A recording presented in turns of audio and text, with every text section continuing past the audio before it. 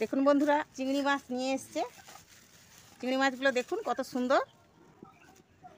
আমি এগুলো দিয়ে আজকে একটা নতুন রেসিপি বানাবো। তার জন্য এই চিংড়ি মাছগুলো সুন্দর করে কেটে ধুয়ে নেব। কত বড় বড় চিংড়ি মাছ, কত সুন্দর দেখুন চিংড়ি মাছগুলো। আমি এগুলোকে সুন্দর করে কেটে ধুয়ে নেব, ধুয়ে নিয়ে দেখাচ্ছি। ওই চিংড়ি মাছের মাথাগুলো দিয়ে আমি একটা নতুন রেসিপি বানাবো। তার জন্য পরিমাণ মতো লবণ দিয়ে দেবো, অল্প হলুদ দেবো, ভালো করে মেখে নেব। এই রেসিপিটা বানানোর জন্য তার জন্য এই যে খেসারির ডাল, আমি এইগুলোকে জল দিয়ে ভালো করে চটকে ধুয়ে নেব। ধুয়ে নিয়ে 1 ঘন্টা ভিজিয়ে রাখবো। ভালো করে চটকে চটকে ধুয়ে নেব।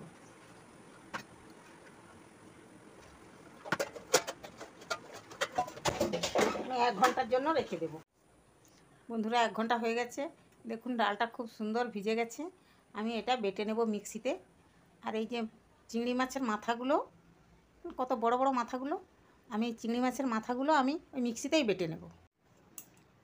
এই 1 ইঞ্চি আদা আর একটু জিরা, 5টা ঝাল লাল লঙ্কা আমি একসঙ্গে এই চিংড়ি মাছের মাথার সঙ্গে আমি বেটে নেব। আমার চিংড়ি মাছ আর ডালটা আমার বাটা হয়ে গেছে। মধ্যে আমি পেঁয়াজ দেবো, তো 1/2 চামচের মতো হলুদ দেবো আর পরিমাণ মতো লবণ দেবো।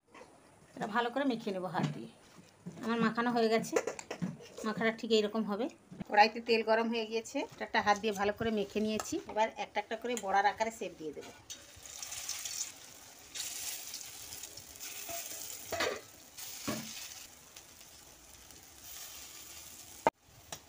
একটা একটা উল্টিয়ে দেবো।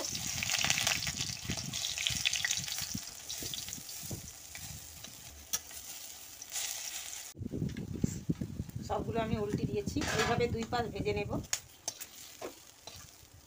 আমার 2 দিক ভাজা হয়ে গেছে। আমার 2 পাশ ভাজা হয়ে গেছে, আমি নামিয়ে নেব।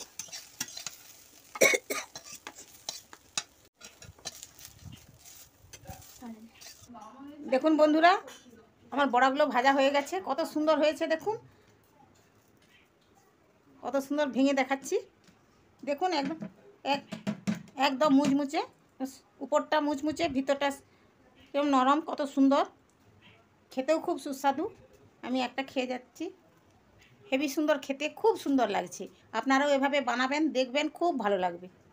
আজকে রাখছি, ধন্যবাদ।